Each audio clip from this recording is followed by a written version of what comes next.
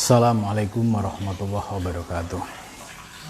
Ila khandiritin Nabil Mustafa Rasulullah sallallahu alaihi wasallam wa ikhwanihi minal anbiya wal mursalin wal awliya wal syuhada wal sholihin wal malaikatil muqarrabin, khususan musannaf Fandal kitab Syekh Abdul Qadir Al-Jailani wa khususan Syekh Fadil Al-Jailani wa masih wa khususan Al-Fatihah. A'udzu billahi minasyaitonir rajim. Bismillahirrahmanirrahim. Alhamdulillahirabbil alamin arrahmanir rahim maliki yaumiddin. Iyyaka na'budu wa iyyaka nasta'in ihdinas siratal mustaqim siratal ladzina an'amta 'alaihim ghairil maghdubi 'alaihim waladdallin. Bismillahirrahmanirrahim. Subhanaka la ilma lana illa ma 'allamtana innaka antal alimul hakim. La haula wa la quwata illa billahil aliyyil azim. Rabbis shrah li sadri wa yassir li amri wahlul 'uqdatam min lisani yafqahu qawli amin. Qala musannif rahimakumullah wa nafa'ana bihi wa bi ilmihi fid dharain amin ya rabbal alamin. Malam ini kita melanjutkan kajian tafsir Jailani surat Al-A'raf ayat 173. Mudah-mudahan bisa sampai 176. A'udzu billahi minasyaitonir rajim. Bismillahirrahmanirrahim. Aw taqulu innama asyraka abauna min qablu wa kunna dzurriyyatan min ba'dihim afatuhlikuna bima fa'alal mubtilun. Wa kadzalika nufassilul ayati wa la'allahum yarji'un. Wad'lu 'alaihim naba'al ladzi atainahu ayatina fansalakha minha fa'atba'ahu asyaitanu fakana minal ghawin. Walau syi'na larafa'nahu biha walakinnahu akhlada ilal ardi wattaba'a hawah famathaluhu kamathalil kalbi in tahmil alaihi yalhas aw tatrukhu yalhas dzalika mathalul qaumil ladzina kadzdzabu biayatina faqsusil qasas la'allahum yatafakkarun.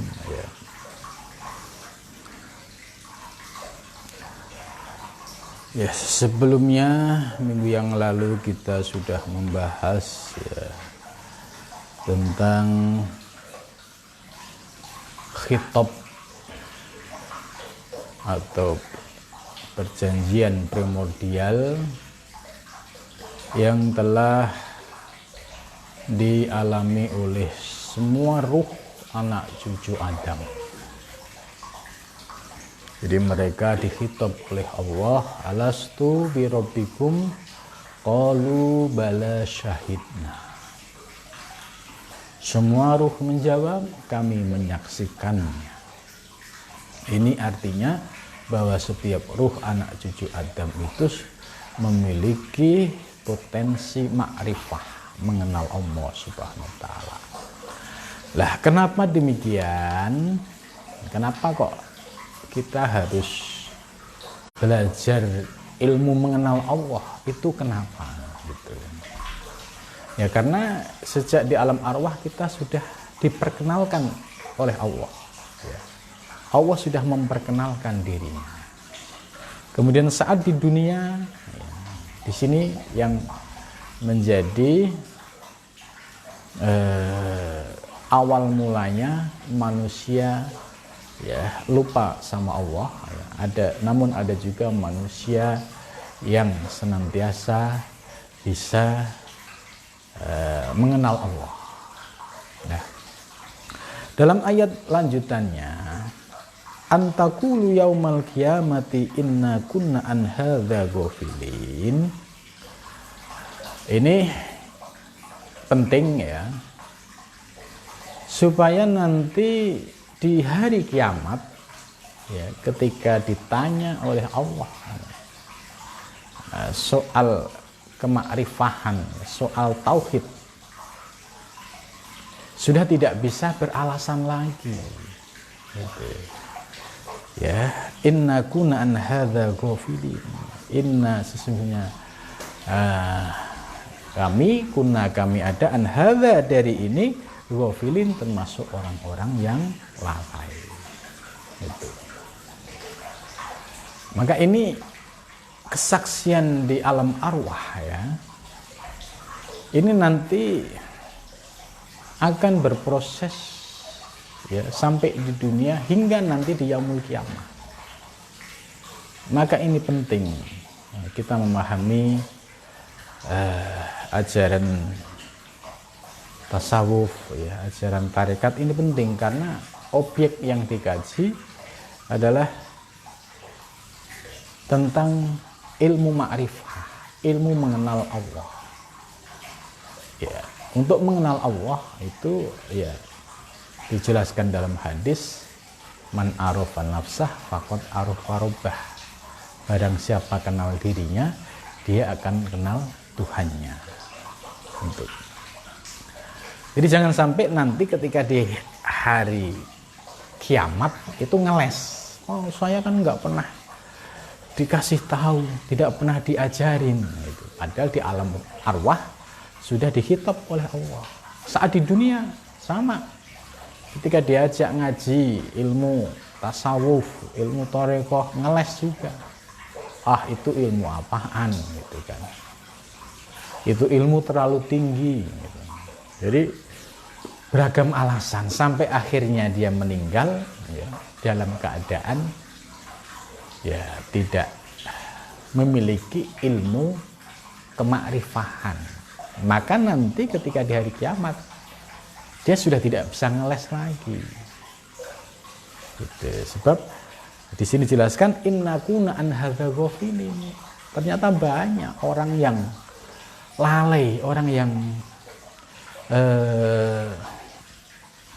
tidak kenal ilmu tauhid ya, terutama tauhid khusus yaitu yang membahas tentang kemakrifahan ini ya, banyak yang ogah-ogahan gitu ya, mereka ya senangnya ilmu-ilmu yang instan gitu. Nah, sementara ilmu instan itu ya ilmu yang sebatas di bibir, bukan masuk ke dalam hati, apalagi menjadi prinsip akidah gitu. Nah, disinilah kenapa kita penting belajar ilmu tasawuf, ilmu tarekat ini, karena kita untuk mengenal jati diri kita dulu sudah makrifah ya, melalui bimbingan para guru, para mursyid ya, dengan mengikuti ya tata cara ya, dengan zikir istiqomah, dengan riyadhah mujahadah, maka melalui jalan itulah kita bisa mengenal jati diri kita yang hakiki. Ya, maka tujuan para ahli thariqah itu tidak ada lain adalah usulullah ya, sampai kepada Allah atau diberikan anugerah kemakrifat oleh Allah Subhanahu wa taala itu. Kemudian berikutnya autakulu, ini mereka yang suka banyak alasan ini ya.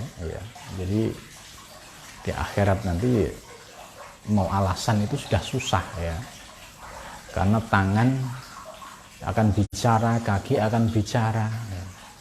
Kalau lesan di dunia masih pintar ngeles, masih pintar alasan, tapi di akhirat nanti ya lesannya terkunci, tangan yang bicara, kaki yang bicara, anggota badan yang bicara. Ini sudah tidak ada kesempatan untuk ngeles lagi. Nah, ini ada alasan-alasan lain yang dilakukan oleh orang-orang yang tidak konsisten dalam memegang janji kepada Allah, yaitu janji primordial, yaitu khitab kemakrifahan saat di alam arwah. Ini bagi mereka yang tidak mau belajar sampai akhirnya dia meninggal ya, dalam keadaan tidak mengerti ilmu apa-apa, dia akan ngeles lagi. Autakulu, atau mereka akan berkata, innama asyraka abauna, sesungguhnya bapak-bapak kami, ya, nenek-nenek moyang kami yang menyebabkan kami menjadi syirik, mingkoplu, dari sebelumnya. Jadi kemusyrikan kami ini kemusyrikan kolektif yang dilakukan oleh nenek moyang kami. Wa kunna dzurriyyatan min ba'dihim, dan kami ini hanya generasi sesudah mereka. Gitu. Jadi ada yang protes ya ketika dia meninggal dalam keadaan tidak beriman atau dalam keadaan tidak makrifah kepada Allah. Dia beralasan, loh kami kan syirik begini ini kan ya karena perbuatan nenek moyang kami. Kami ini kan generasi-generasi baru ya, yang datang sesudah mereka. Itu. Terus dia beralasan seperti itu. Afatuhlikuna, apakah kami juga akan dihancurkan? Gitu kan? Bima fa'alal mubtilun, sebab apa yang dilakukan oleh orang-orang yang telah melakukan perbuatan yang batal. Itu. Ini dijelaskan mereka itu berargumen gitu ya. Jadi mereka meninggal dalam keadaan tetap tidak beriman kepada Allah. Terus dia beralasan, loh kami ini menjadi kafir, menjadi syirik, menjadi ini kan ya karena ini warisan dari nenek moyang kita. Apakah kami juga salah gitu kan? Dan kami juga akan dihancurkan sebab perbuatan mereka. Nah, di sini Syekh Abdul Qadir Jailani menjelaskan, ai bi fi'li aba'ina allati asyraku bika. Ini semua disebabkan oleh ya perbuatan nenek moyang kami yang telah menyekutukan Allah, menyekutukan Engkau ya Allah. Ma'an lam nakun hinain din, sementara pada saat itu kami belum ada. Min ashabir rosi, termasuk orang-orang yang harus berpendapat. Wa akhudaka bijarumihim dzulmun alaina lidzalika akhudha subhanahul misak min jam'i bani Adam. Ya. Karena itulah akhirnya Allah akhudha subhanahu ta'ala ya. Karena itulah Allah menurunkan al-misak janji ya, istilahnya Allah mengambil ikatan janji primordial tadi, khitab ya, khitab ilahiyah itu kepada siapa? Min jami'i bani Adam, kepada seluruh anak cucu Adam. Jadi sejak Nabi Adam sampai hari kiamat nanti, semua anak cucu Adam ketika di alam arwah itu sudah dikhitab oleh Allah Subhanahu wa taala. Maka di sini penjelasan Syekh Abdul Qadir Jailani, lidzalika akhadha subhanahul misak, karena tadi banyak orang yang menyalahkan nenek moyangnya karena nenek moyangnya dulu mereka syirik sehingga kami ikut syirik. Nah, ini dijawab bahwa Allah sudah mengambil baiat istilahnya, mengambil janji ya, kepada seluruh anak cucu Adam, mim jami, ini ada jami semuanya Bani Adam, hatta layab kolahum, sehingga tidak ada tersisa sedikit pun hujjatun, hujjah alaihi, atas Allah Subhanahu wa ta'ala. Jadi sudah tidak alasan bahwa seluruh ruh ya, seluruh ruh anak cucu Adam itu sudah dikhitab oleh Allah ya, artinya sudah makrifah mengenal Allah sejak di alam arwah itu. Jadi ketika di dunia mereka ada yang menjadi macam-macam, yaitu tergantung dari pergaulan mereka. Ada juga dia menjadi muslim, tapi muslimnya ya musliman gitu. Nah, tidak muslim yang mutakin, yang hakutukodih gitu ya, musliman gitu ya, KTP muslim ya. Tapi dalam Islamnya itu ya hanya sekedar Islaman gitu. Nah ini dengan penjelasan ini ya, bahwa ruh seluruh anak Adam itu sudah dikitab oleh Allah, maka tidak ada alasan lagi mereka untuk ngeyel atau untuk membantah ya. Maka pada saat dia yaumul kiamah itu ya, mereka akan mempertanggungjawabkan masing-masing gitu. Nah, kalau kejadian ini di dunia masih ada kesempatan untuk taubat. Kalau kesadaran ini muncul ya di dunia, ada yang mengingatkan, ayo belajar ilmu tasawuf, ayo ilmu torekoh, karena tujuan dan ending ilmu tasawuf dan torekoh adalah membersihkan kotoran-kotoran batiniah kita, dan tujuannya adalah untuk usul ilallah. Ini kan dalam rangka supaya kita nanti ketika di hari kiamat bisa mempertanggungjawabkan gitu. Bisa mempertanggungjawabkan di hadapan Allah Subhanahu wa taala. Maka alangkah menyesalnya ketika dia ya punya kesadaran sudah di alam barzah. Ditanya malaikat mungkar nakir, bingung. Man rabbuka? Dijawab ya karena nggak punya dasar ilmu tauhid. Gitu. Terus nanti di hari kiamat juga bingung lagi. Gitu. Maka ayat ini ya menyadarkan kita semua ya pentingnya kita mencari jati diri, yaitu mencari ilmu-ilmu batiniah yang bisa mengajari kita untuk menuju Allah Subhanahu wa taala ya, untuk kembali kepada Allah Subhanahu wa taala. Dulu kita sudah ma'rifah di alam arwah, di dunia kita gelap karena salah pergaulan. Nah, kemudian kita belajar ilmu tasawuf, ilmu torekoh. Supaya apa? Supaya tujuannya membersihkan kotoran-kotoran batin, sehingga muncul ya, pencerahan rohani, ya, mengenal Allah, ya, sampai ya, kita bawa ya, hingga ajal tiba.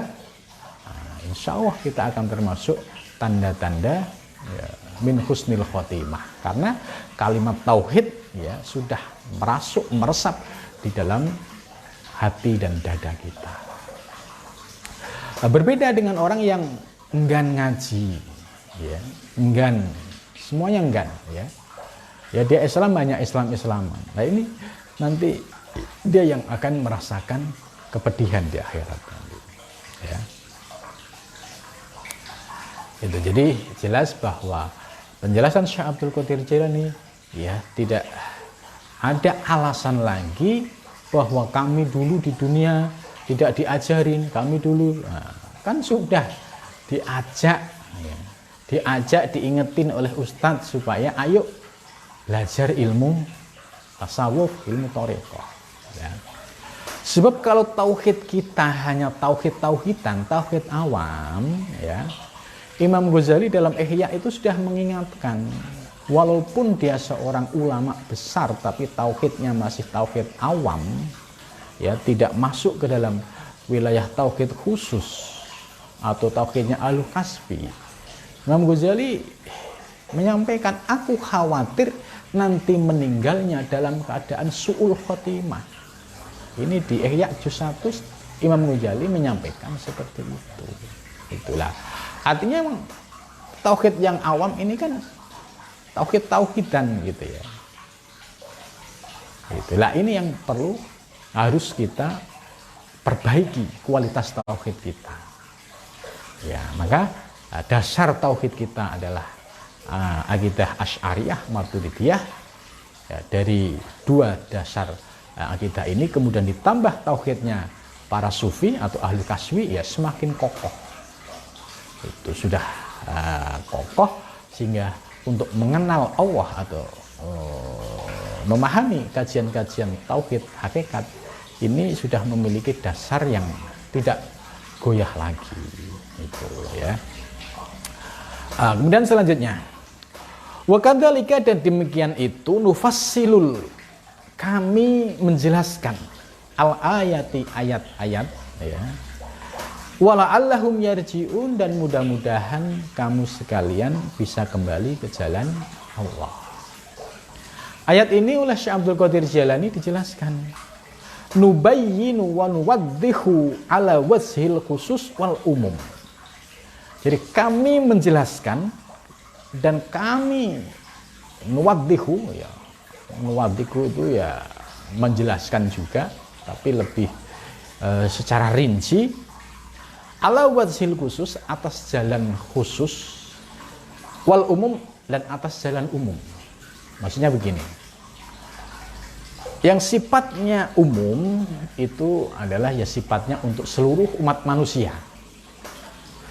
Jadi umat manusia ini yang masuk kelompok umum ini kan, kalau mereka menyadari bahwa dulu di alam arwah mereka itu sudah makrifah kepada Allah ya, kemudian dia lahir di komunitas yang orang yang tidak beriman, akhirnya mengikuti ya, ada ya beragam agama di sana, termasuk sekalipun ateis itu juga ada di kelompok sana. Ini sifatnya umum. Nah, orang-orang seperti ini nanti di hadapan Allah di yaumul kiamah juga akan dimintain tanggung jawab. Makanya kan tadi ada kalimat-kalimat, loh kami kan karena tidak tahu bagaimana wong dakwah Islam ya sudah 14 abad ya.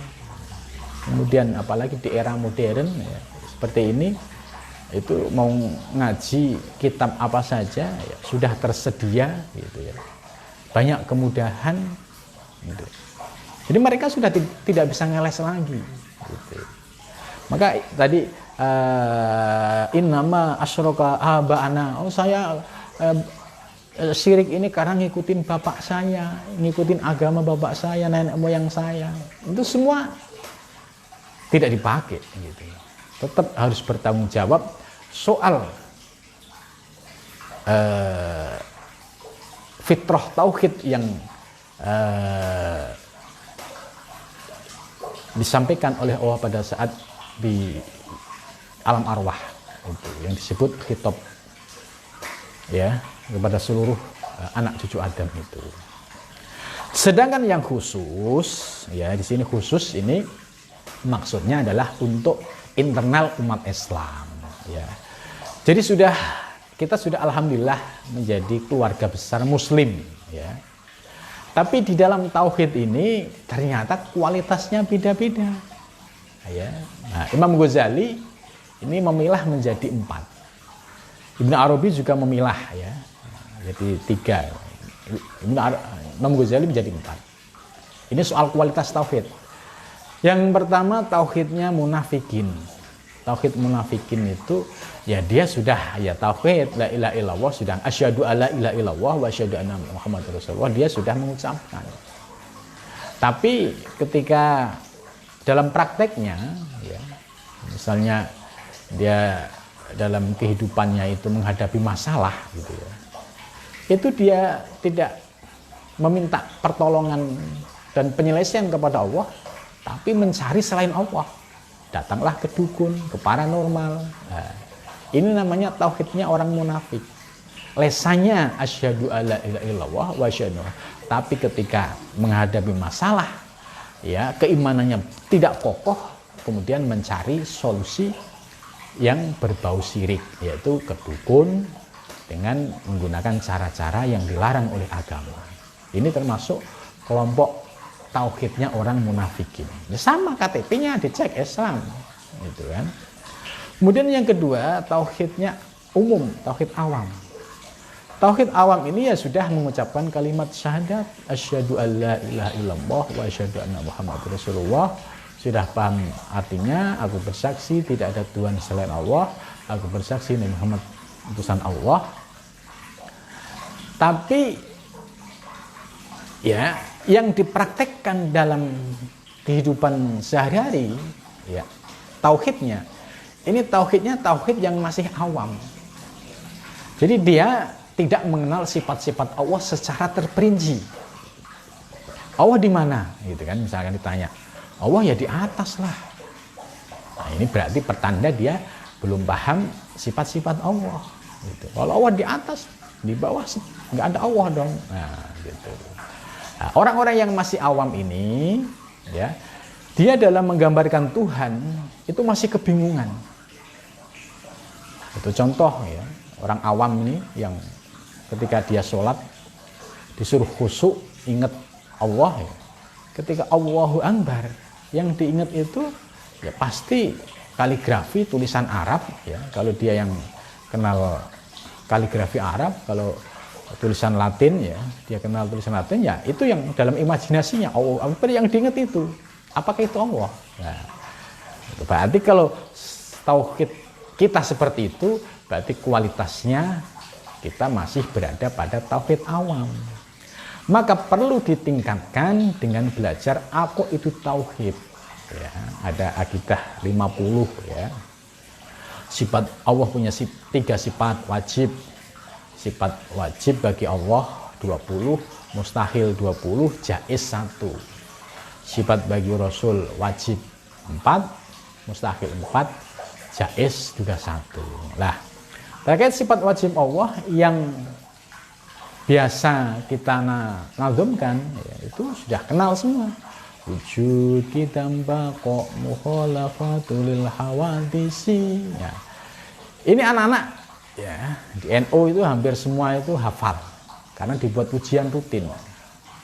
Tapi kedalaman makna ya ini yang harus kita cari.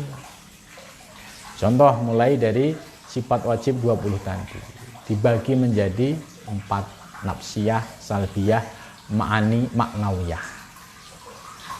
Sifat ya, nafsiyah itu sifat tentang eksistensi, keberadaan Allah. Itu adanya pada sifat wujud. Wujud Allah meliputi alam semesta. Allah tidak bertempat ya, tidak bila makanin ya, tanpa tempat, wala jihatin dan tidak arah. Kenapa? Laisa kamitslihi syai'un. Allah tidak menyerupai sesuatu apapun. Maka kalau ada yang mengilustrasikan Allah di langit, ini berarti sama dengan makhluk bertempat. Allah duduk di arsy, diilustrasikan seperti itu berarti sama dengan ya seorang raja duduk di kursi. Nah, ini dalam akidah Ahlussunnah wal Jamaah ya, Asy'ariyah tidak diterima sebab Allah bersifat laisa kamitslihi syai'un. Kalau orang yang Mujasimah ya dia punya pemahaman seperti tadi. Allah punya muka, wajah, itu dipahami wajah seperti manusia. Punya tangan, punya kaki. Ya, ini yang berbenturan dengan ayat laisa kamitslihi syai'un. Lah, bagi orang yang ingin menaikkan grade kualitas tauhidnya dari awam ke khusus, ini yang harus dikaji. Mulai dari nafsiyah itu apa penjabarannya. Terus naik lagi ke salbiyah. Salbiyah itu isinya apa? Mulai dari ya, qidam, baqo, mukhalafatul hawadisi, qiyamu binamsi wahdaniyah.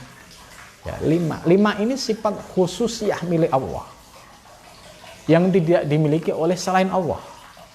Qidam yang bersifat dahulu kala ya hanya Allah. Allah yang wal awal.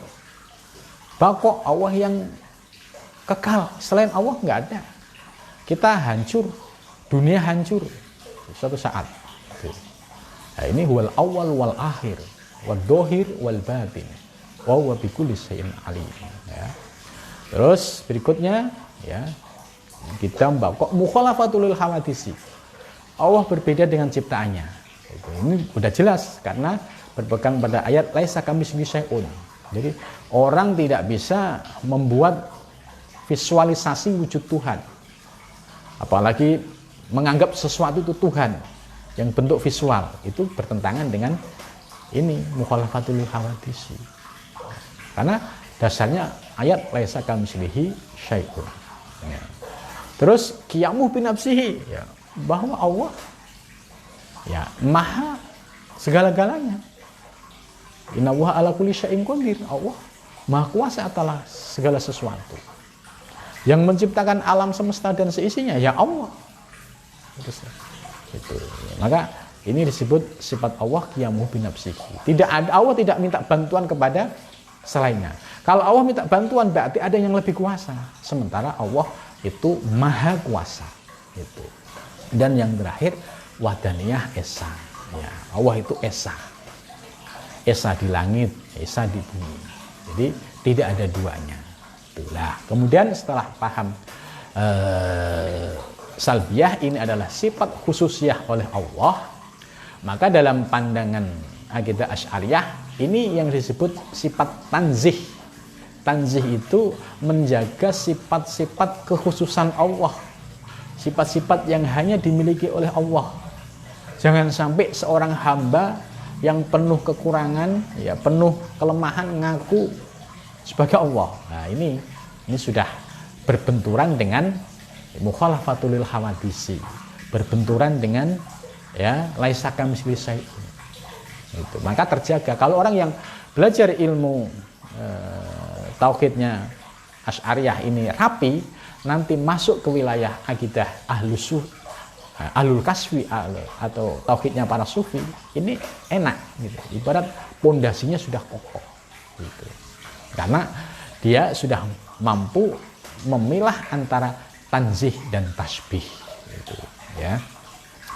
Kemudian selanjutnya itu adalah ma'ani. Ma'ani ada 7 ya, kudrat, irodat, ilmu, hayat, sama, basor, kalam. Ini sifat yang dimiliki oleh Allah. Ya, Allah punya sifat kuasa. Ya. Bukti apanya? Kuasa Allah. Ya, ada alam semesta ini, kalau nggak ada kuasa Allah nggak mungkin ada. Kemudian irodah, Allah punya kehendak. Ya, idza aradta wa ayyakun lahu kun fayakun. Kalau tidak ada kehendak Allah, nggak mungkin alam semesta ini akan ada. Ya, kun fayakun itu firman Allah. Gitu. Kemudian ilmu, ya Allah lah sebagai sumber dari segala ilmu. Hayat, hidup, yang maha hidup ya hanya Allah. Ya, kemudian hayat sama basor, yang melihat Allah, ya melihatnya itu tidak seperti makhluk. Kalau kita melihat harus menggunakan kornea mata. Ya, Allah terlepas dari itu. Sor kalam, bicara, sama, mendengar. Itulah 7 sifat yang dimiliki oleh Allah Subhanahu wa taala. Nah, kita sebagai makhluk Allah, ciptaan Allah, ya. Itu di dalam diri kita ada ruh. Ya, ada ruh, yang ruh ini milik Allah. Gitu. Jadi kita bisa hidup, mata bisa memandang, telinga bisa mendengar, itu karena ada ruh. Maka sifat-sifat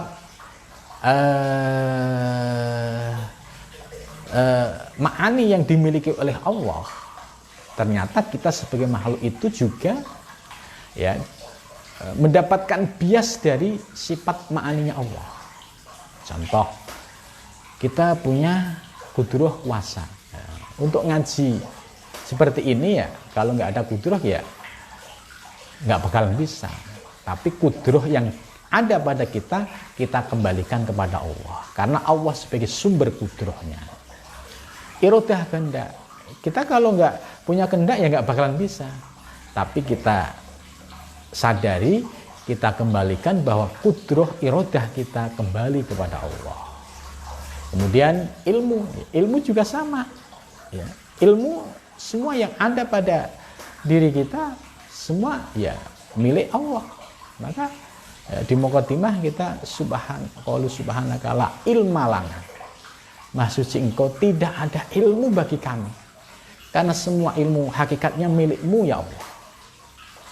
Ya, hakikatnya ilmu Allah. Kemudian sama mendengar. Ya. Kita bisa mendengar, ya masih ada ruh, dan ruh terkoneksi dengan ya, sumbernya yaitu Allah Subhanahu wa taala. Basor, penglihatan juga sama gitu. Nah, maka di dalam diri kita ini 7 sifat ma'ani ini sebagai bias dari cahaya nur sifat ma'ani ilahiyah. Maka kita harus belajar menafikan, ya, menafikan, mengisbatkan sifat-sifat yang tadi ada itu jangan diakui milik kita, harus disandarkan, dikembalikan kepada Allah. Maka para sufi itu kalau zikir la ilaha illallah itu ya memahami maknanya itu bisa dikaitkan dengan 7 sifat ma'ani. Tujuannya ya apa? Menafikan sifat-sifat tadi. Ya, kan seringkali orang itu ngaku-ngaku itu sifatnya, padahal tidak. Yang punya kudrah ya Allah. Maka la kudrata illallah, la iradata illallah, la sam'a illallah, la basyara illallah, la kalama illallah, la ilma illallah. Semua milik Allah. Jadi hamba hanya sekedar sebagai wayang, tidak punya daya kekuatan apa-apa. Ya, hamba prinsipnya harus la haula wala quwata illa billah. Inilah esensi bertauhid gitu, ya. Terus selanjutnya ya. Nah, inilah yang dimaksud oleh tadi oleh Imam Ghazali ya. Kalau tauhid kita dinaikkan grade-nya menjadi khusus, ya harus belajar ilmu tadi. Ya, adanya di mana? Ya, di pengajian-pengajian yang sudah membahas ilmu tasawuf, ilmu hakikat, ilmu ma'rifah itu. Kalau enggak itu enggak bakalan ngerti. Bagaimana kalau belajar ilmu tauhid yang awam?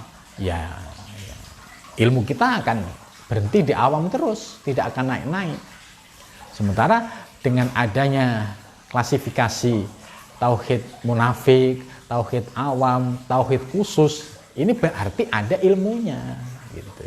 Maka kalau kita sudah paham tadi, ya kualitas tauhid kita itu sudah mulai naik kualitasnya menjadi tauhid khusus. Nah, kalau kita istiqomah dengan apa yang sudah kita pahami dari dasar-dasar tauhid khusus tadi, maka selanjutnya kita kalau diberikan anugerah oleh Allah, kita bisa sampai pada tauhid khususul khusus. Tauhid khususul khusus ini tauhid yang biasa dirasakan oleh para arifin billah, ya, para kekasih-kekasih Allah. Seorang hamba yang istiqomah ya dalam hal mengamalkan ilmu-ilmu tasawuf dan hakikat ini, ya bisa jadi ada potensi untuk naik kepada khususul khusus, karena itu anugerah Allah. Orang yang khususul khusus ya, dalam pandangan tauhidnya itu sudah la maujuda illallah. Ini khususul khusus. Kalau kita ini kan baru ngerti teorinya. Kalau orang yang khususul khusus itu sudah menjadi akhlaknya.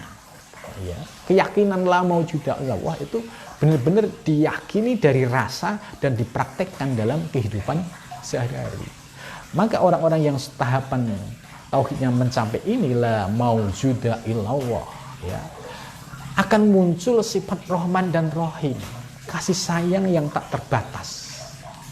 Ya, kita bisa melihat orang-orang yang termasuk ya khusus ini, yaitu para kekasih-kekasih Allah.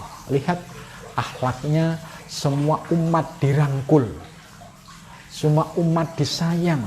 Tidak melihat suku, tidak melihat, bahkan tidak melihat agama. Selama dia masih makhluk ciptaan Allah, semua dirangkul, disayang. Kenapa? Pandangannya sudah la maujuda illallah itu. Nah, ini kita harus sadar makom, yaitu adalah ilmunya orang khusus. Nah, kita tidak boleh kemudian memakomkan diri. Kita ini masih belajar awam lah. Naik ke khusus itu harus berjuang bertahun-tahun. Nah, kemudian tahu teorinya ilmu khusus. Nah, kemudian gaya-gayaan kita merasa seolah-olah pada makom itu, ini nggak boleh. Nah, ini nggak boleh. Kita akan kebanting sendiri nanti.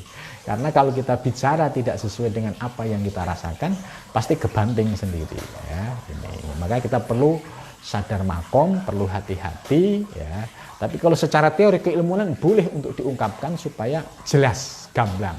Tapi kalau kita memakomkan diri, yaitu merasa, ini yang ada dampak yang tidak baik yang akan dirasakan ya. Nah, itulah yang dimaksud oleh Imam Ghazali. Dari tauhid 4 ini kita bisa melihat ke dalam diri kita, kira-kira ini apakah masuk munafik, masuk awam, masuk khusus, atau khususul khusus. Itulah. Kalau yang khususul khusus ya, ini yang dia sudah ya aman, ya, tidak akan dimintain pertanggungjawaban oleh Allah karena sudah mengenal Allah, sudah ma'rifah kepada Allah. Nah, jadi dulu sudah ma'rifah ketika di alam arwah, terus ketika dia di dunia sudah ma'rifah, sudah aman. Ya, nggak ada pertanggungjawaban. Nah, yang paling berat itu di alam arwah kita sudah ma'rifah, di dunia kita dalam kegelapan, mati dalam keadaan kegelapan. Ini nanti di akhirat akan dihisab, kita baru kebingungan. Ya, kita ini yang bukan tipe yang berikutnya. Di alam arwah kita sudah ma'rifah, di alam dunia kita dalam kegelapan, kemudian diberikan cahaya oleh Allah, ya, kemudian hati kita tiba-tiba srek ingin belajar tasawuf, srek ingin cari guru yang bisa bimbing, srek ingin masuk thariqah. Nah, ini berarti rohani kita sedang ditarik oleh Allah Subhanahu wa taala. Nah, kalau sudah ditarik, ikutin secara istiqomah jalannya sampai akhir hayat kita, insya Allah kita termasuk orang-orang yang diberikan anugerah istiqomah hingga merasakan usul ilallah Subhanahu wa taala. Ya, ini dari penjelasan nubayyinu wa nuwadhihu ala wajhil khusus. Itu ternyata di dalam diri kita sebagai umat Islam pun bertingkat-tingkat juga. Nah, sedangkan yang di luar Islam tadi beragam agama macam-macam ya, itu nanti akan dimintain pertanggungjawaban oleh Allah Subhanahu wa taala. Nah, tujuan semua itu wala allahum yarjiun, supaya mereka kembali kepada Allah. Penjelasan 4 tauhid tadi ya, itu tujuannya menyadarkan kita. Jangan kemelinti, wah, saya kan ulama besar gitu. Saya kan titel saya kan rentet gitu kan. Enggak mungkin dong tauhid saya awam ya, gitu. Ya, ternyata sering ke dukun. Ini repot itu. Merasa punya titel banyak, tauhidnya nggak mungkin saya awam. Tapi ketika punya masalah kok larinya ke dukun. Nah, ini baru ketahuan ternyata ya masih kualitasnya masih awam. Masih dia bawa munafik tadi. Karena dia masih doyan bermain dengan dukun, berarti keyakinannya, ta'aluknya kepada Allah itu sudah lemah, terputus gitu ya. Ini pentingnya kita melihat 4 tauhid tadi, kemudian sebagai kaca kita lihat diri kita posisi ada di mana gitu. Ya, kita tidak usah mempertahankan ego, wah, saya kan begini, saya begini ya. Mempertahankan ego begitu ya nggak bakalan kebuka ya, tidak bakalan kefutuh kita untuk belajar ilmu-ilmu hakikat seperti ini ya. Maka di sini ayatnya berbunyi wala allahum yarjiun ya, mudah-mudahan kamu bisa kembali kepada Allah Subhanahu wa taala. Rojaan berharap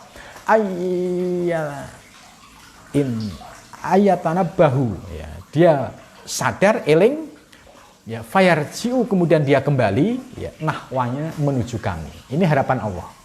Jadi la alam yarji'un setelah dijelaskan, diurai ya secara jelas tadi, mulai dari proses alam arwah sampai dunia, terus kita dikasih gambaran nanti kalau sampai di hari kiamat kita nggak punya bekal kema'rifatan, kita akan dihisab oleh Allah ya.